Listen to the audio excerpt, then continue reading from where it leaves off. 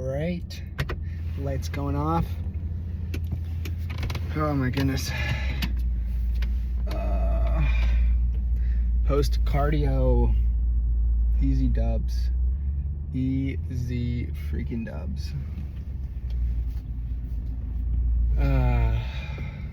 All right, couple thoughts. So, today is Friday. I got paid today, so not including credit card debt, which is about $1,700, in the addition of probably about a little over 20K in debt for the loan that I have for this car. I got paid $1,400 today, roughly,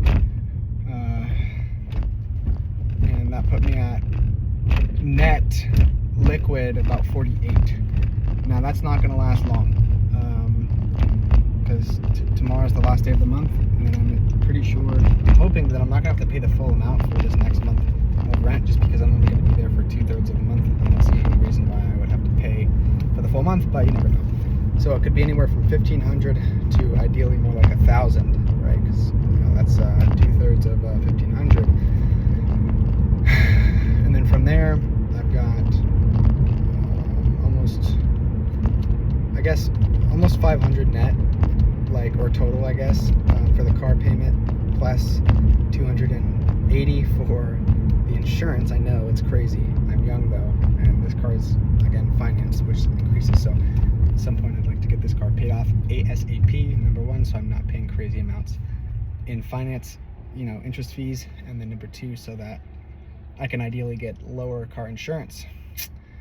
Although perhaps it is good to have debt in some sense, so that I can kind of consistently be building my credit score.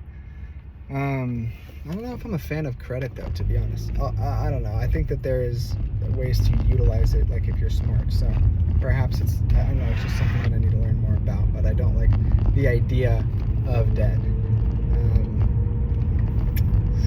The borrower is slave to the lender, as good old Dave Ramsey often says and has said.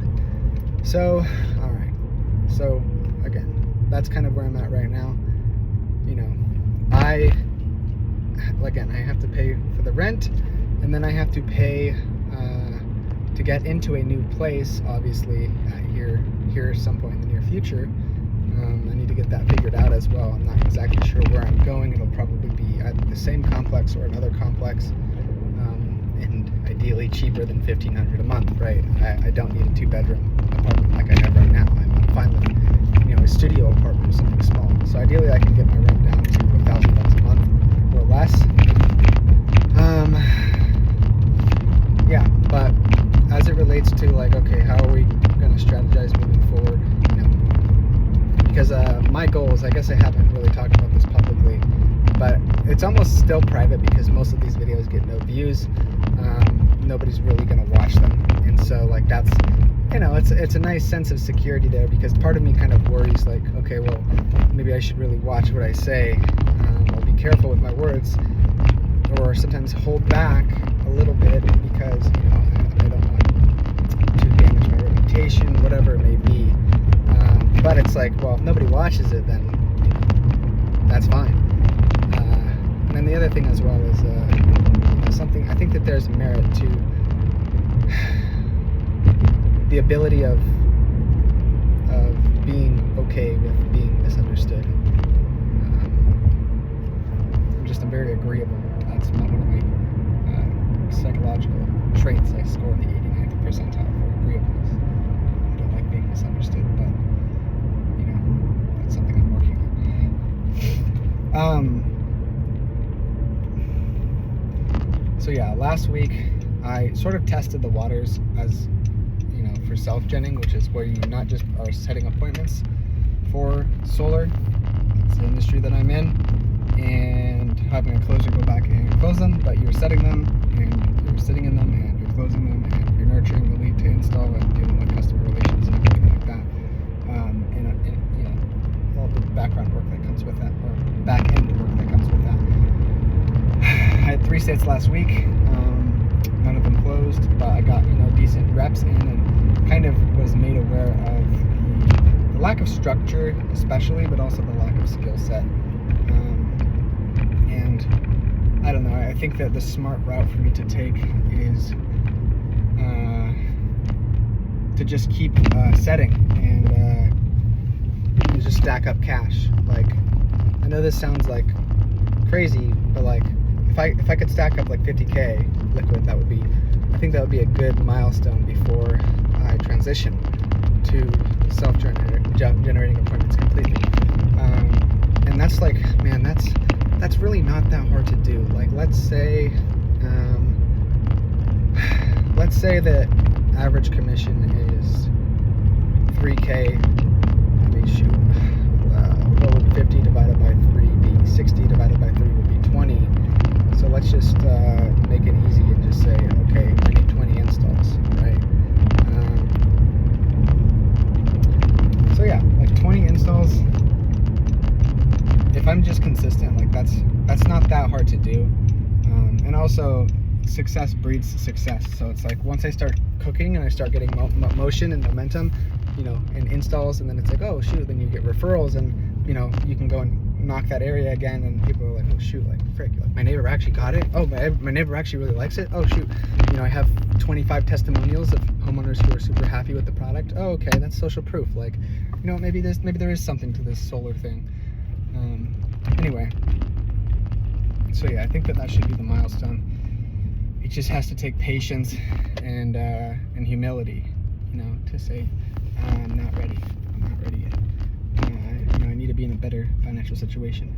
Because if I had 50K liquid, essentially I would have like a year of runway. So I could fail for a year straight before it clicks. And that would essentially eliminate the pressure. Like I wouldn't be operating from a place of scarcity, because my needs are met, and I really don't need the deal. That's sort of a sales and negotiation and influence principle. It's something I learned from Chris Voss's book, Never Split the Difference. And the idea is that the person in any negotiation who does not need the deal, they have a lot more leverage. They have a lot more negotiation. They're able to walk away and say, yeah, like, okay, that's fine. So the other person, it triggers loss aversion, fear of missing out. And then they're like, oh, God, well, actually, damn, like, I don't want to miss out on this. And then, oh, this person really doesn't. He's not just trying to, get me, he's not trying to screw me over. So that's just some of the unconscious thoughts that probably arise.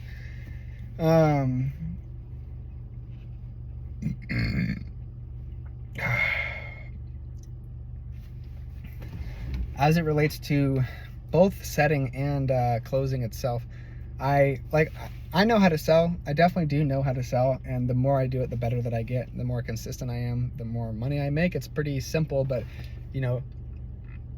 sometimes simple does not equate with easy.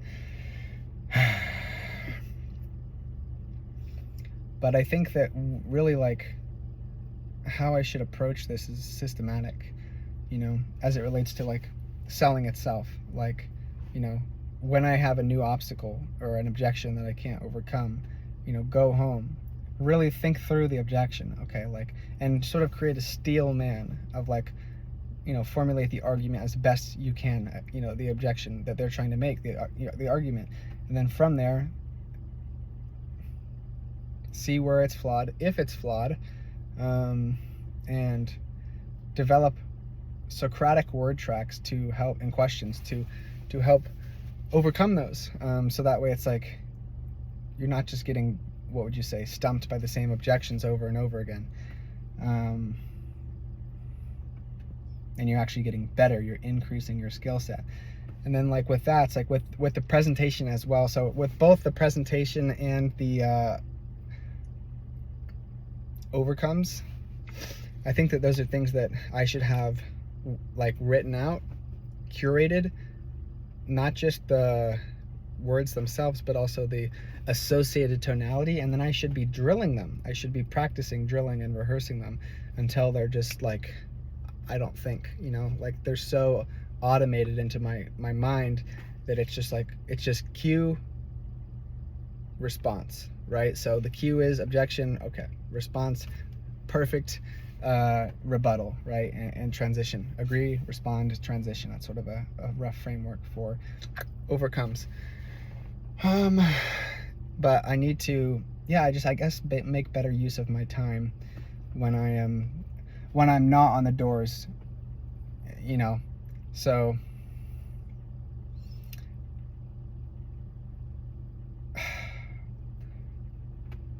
it's an interesting balance, because it's like this idea of balance, it doesn't really exist for people that want to become exceptional.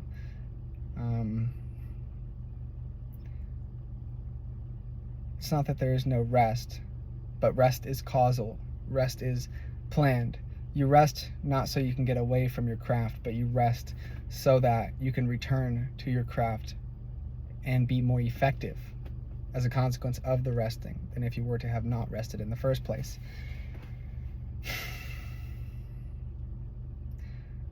Something that's a hard pill to swallow as it relates to competence within any domain is that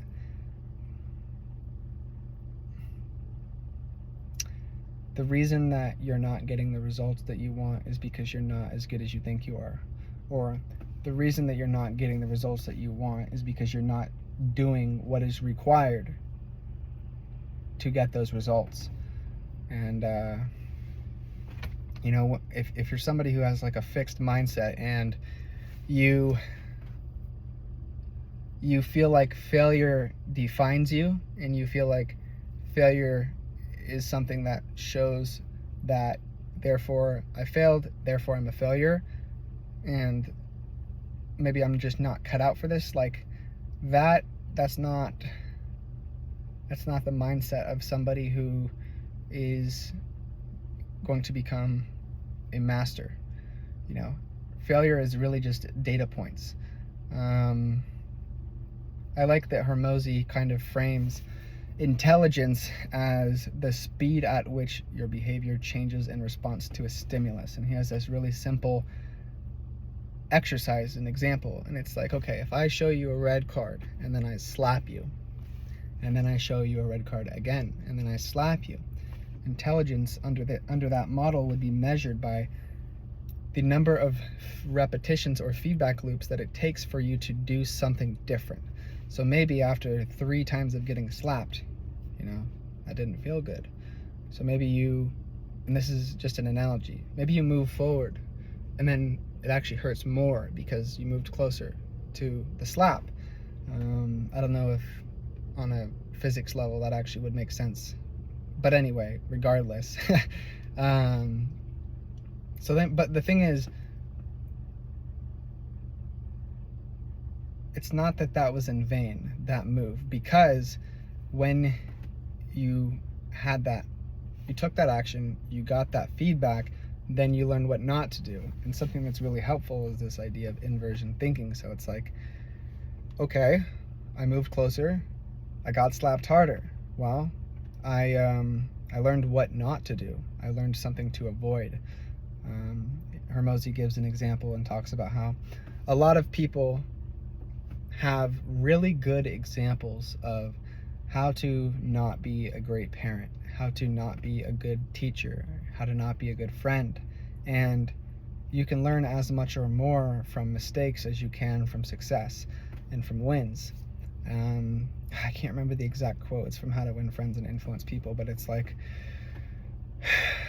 maybe it's from How to Win, I don't actually know, but it's better to have failed and know why you failed than to succeed and not know why you succeeded.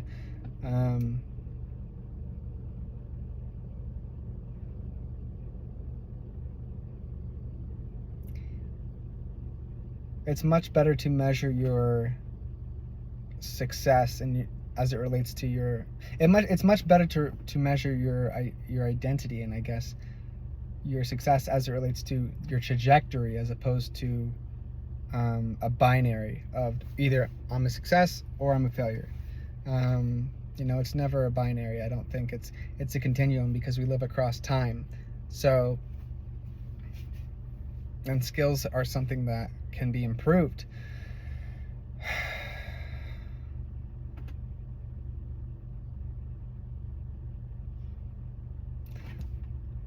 So instead of ending the day and in my industry thinking, okay, did I get a close? Did I get appointments set?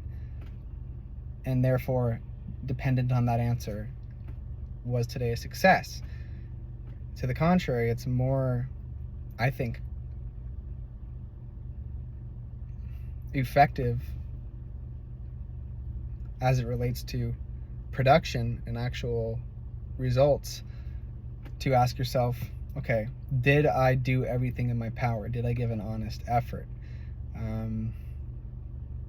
Because that's truly what I guess you could say is the currency. You can't always control the outputs, but you can control the inputs. And people say focus on the process. I know it sounds cliche, but that's very true.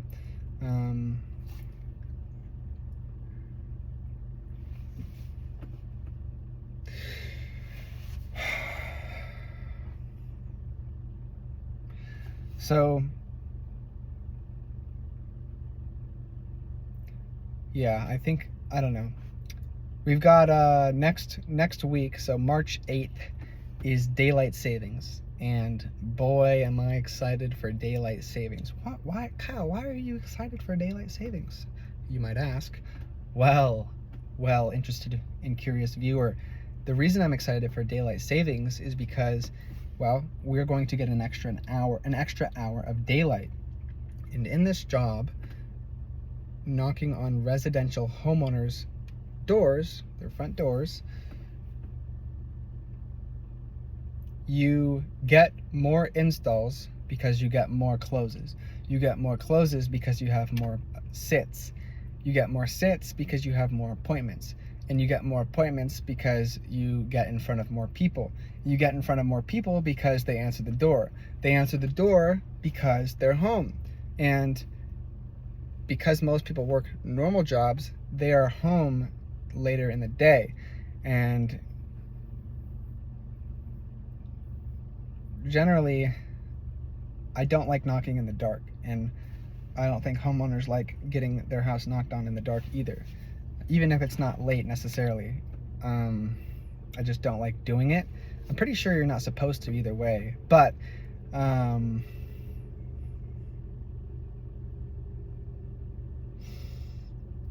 right now it gets dark at about 6:45 p.m.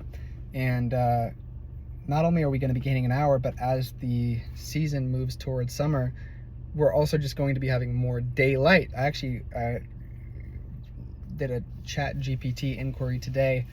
I think it was either today or maybe it was yesterday, to see during June, when does it actually get dark? When does the sun set? When does it get dark? It says that it gets dark at around 9 p.m. ish, and it sunsets at 9 or 8:30 p.m. So it's like, I'm getting off the doors right now at 6:45. That's an additional 2 hours, roughly, of time. And not just more time, but more time where people are home. Because a lot of people get home later than 6 p.m., right? And so they call it prime time and door to door, when everybody's home. That's why Saturdays are pretty big.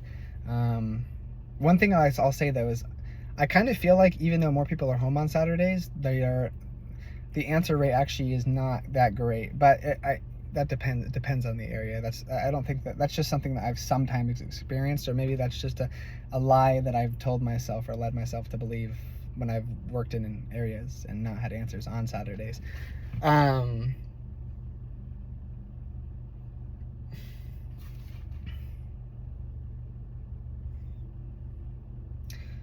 So yes, I am excited to have more opportunities. Also, when it is summertime,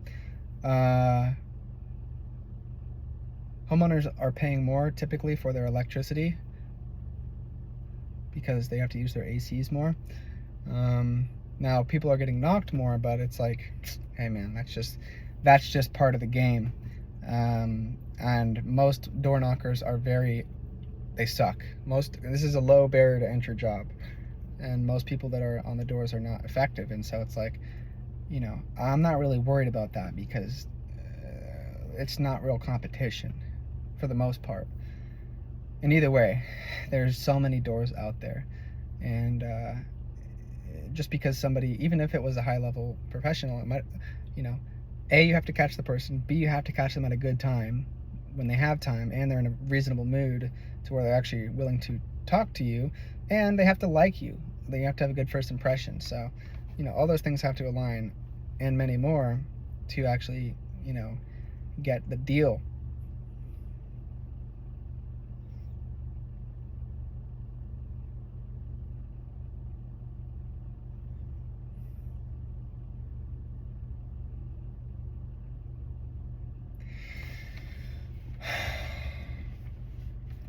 But what my goal is I would like to, my income goal this year is $300,000 after tax, and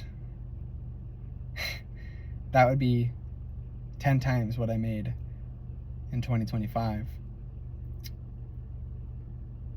And by March 17th, 2027, which is when I will be turning 22 years old, I would like to have paid off this car that I'm sitting in right now, 2017 Honda Accord Sport, 64,000 miles, bought land, built a custom, sort of like a tiny home or like a cabin, sort of just a small build on the property, and have both the land and the building and my car, all three of those, paid off, owned outright. Not only that, but I would also like to have at least $50,000 liquid. So I need to figure out what I need to do to make that happen, and what I need to not do to make that happen, and how I can most effectively move toward that goal, how I can become more consistent, more emotionally in control, more patient, more indifferent, more effective with the use of my time, and more attributes that I could go on, you know.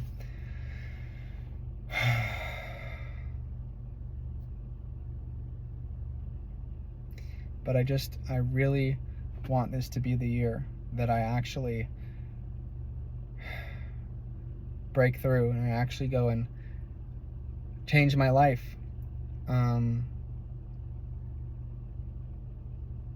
And not just on paper and financially, but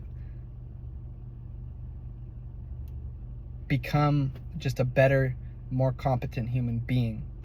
The asset is you. The work works on you more than you work on the work. You get paid in proportion to the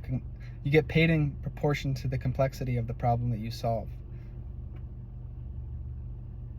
So it's a skill thing. I want to become more competent, therefore. So, yeah, those are just a couple of thoughts.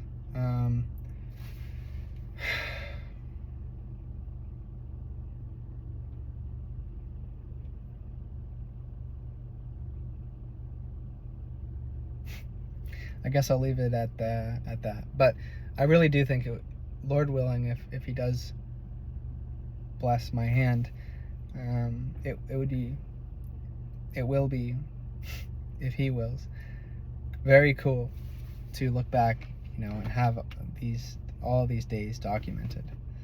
I think that people from the outside, and that often includes myself, looking in at other individuals who are hyper successful, they vastly underestimate the amount of input that is required to get the results of the hyper successful individuals.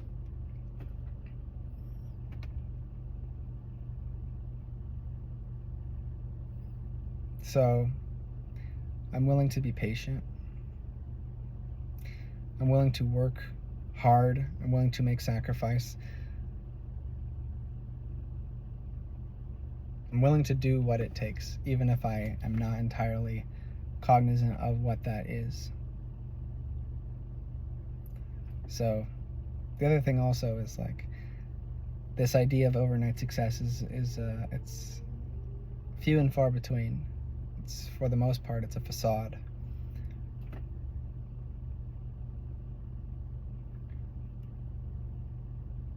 Skill is built linearly. Now, the results of that skill, once you have the skill, and you might say like it clicks into place, then you see the results exponentially. But let's say it took you 3 bills to finally get to that point where it clicked. You know, those 3 years were not in vain. You can develop and learn skills that you can carry with you for the rest of your life. So that's what I'm here to do. You know, I'm going to turn 21 next month. I think that relatively speaking, I'm in a decent spot. You know, I have time on my side, Lord willing, and I think I have the right intention. I want to earn a lot of money so that I can solve the problems that not having money creates. I want to buy back my time. I want to have the ability to have more influence and be a good steward and a good tenant of what God entrusts to me in this side of eternity. So what's also cool there is like understanding. I like this quote. I actually don't know. I want to say that I came up with it, but I'm sure it's been said before. But grace is the cure to all vice and the root of all virtue. No matter what accomplishments or achievements that I or any other man can accomplish, he ought to say, not I, but Christ through me. Now, I don't know how that applies to people that aren't, you know, believers, or of the flock of Christ, but it's an interesting question. Either way, I think that that would be under, theologically, that would be under common grace. So still through Christ, for in him we live and move and have our being.